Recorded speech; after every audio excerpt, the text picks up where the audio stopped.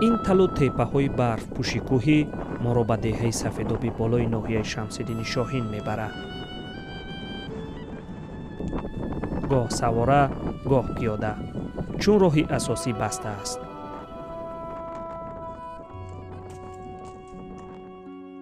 90 سال کردیم، سال 91 آن زمستان 6 مسافر تو 6 پیر کامپیل گذراندن. بعد با سال 93 ما بسیار خوشحالی اومدن خانه آباد کردن. حاضر باشد با 50 خواجگی رسیده است. آن تقسیم ما بسیار است. آن زمستان 6 ماه زمستان است. رومون همه لای تخت کمون در لای رفتن همه زمستان حساب برف نمیتونیم. خلاصه که 6-7 ماه تقسیم میکشیم حساب را. در دهه سفیدابی بالا 50 خانه بنیاد شده است.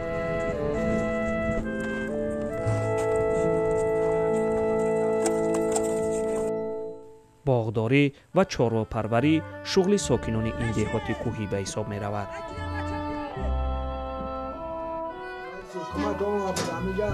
همه خطی و آخری کردیم، همه خیلی پیشنهاد کردیم که رئیس آنها خیلی ما وقتش داد چی کار میکردن رئیس. آقا خان در رئیسی آقا خان بود. میندازگی بیان کردم که خیلی برای ما چی کردیم. یاردم کردیم، ما پیش مینداریم که اینا سویت ما کشیدیم. بسیار خرساندیم. یک کمبولی همون همه که همه یک علاج کنیم که ما قوتمون نمیرسه و همه رومون یک سنفرس کنیم، یک چی کنیم. خیلی دیگر هیچی یکان جواب نداد. در اینجا هم یک مغازین داشتیم و مغازین مون برهم دادن یا برای یک چیشته برای یک کیلو شکر مثال چای میخیزیم بر نهایه را میریم و اوجا با پشت با خیلی نمی خیر از خطی با یک مشکلی خطی گرفته آورده روزدارانی کردیم.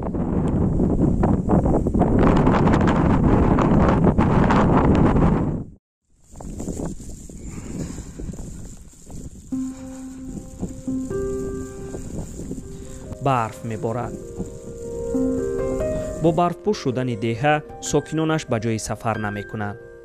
در روزهای برفپوش نگاه و بین چاروا را در مد اول میگذارند. این کودک گوساله‌هایش را برای آب دادن میبرد.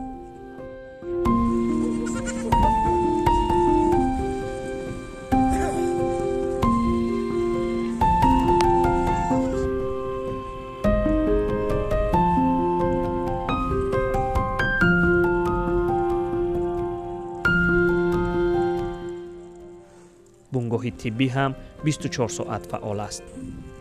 طبیبش خدا میگوید تا کسی بیماری وزنی نشود. ما 6 ماه زمستان قینتر مشکل ما دا کسل خدون نکنه هم کسل بیمار شد دیگه یگان جد فایدت نمیکنه.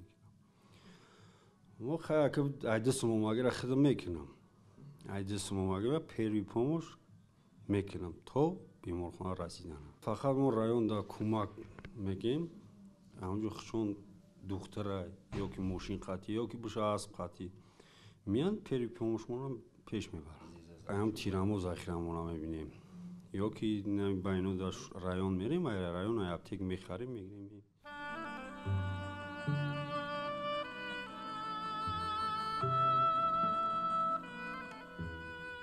یک 6 نفر 7 نفر شد من خونه تابات کردیم یادش در بیمار خونه خوب بود. 6 روز خوب بود بعد 6 روز بعد یک 3 ماه در خونه یا که هم بالینسا تابات گرفت پیش خدمون. آن یگان شانالیز نسپوریده بود کدامش که روی میکنیم بالینسا نمیسپورید. ای بین یا 2 نفرش فقط توموگرافی شیشی رنگینی کرد.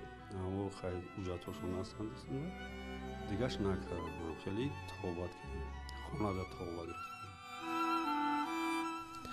در زمان اوج بیماری کرونا 6 نفر را تبابت کرده است. آن را هم در شرایط خانه.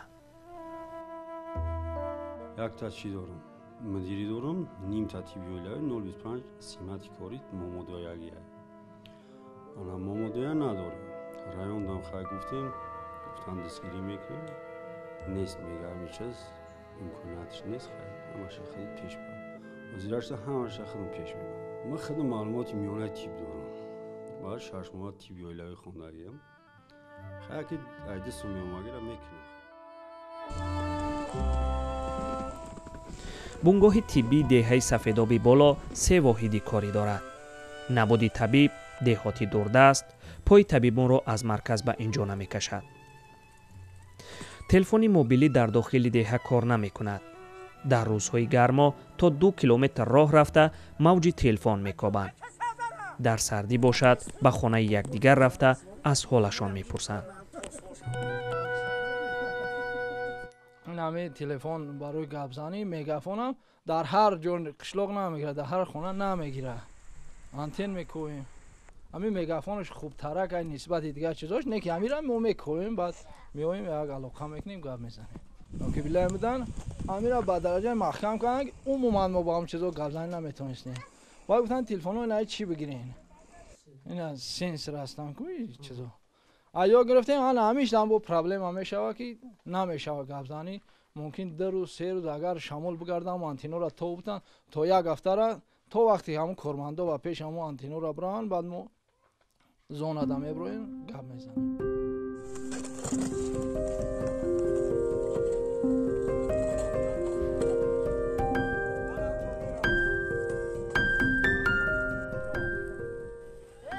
دهه سفیدابی بالا 9 کیلومتر از مرکز ناحیه شمس‌الدین شاهین دوری دارد.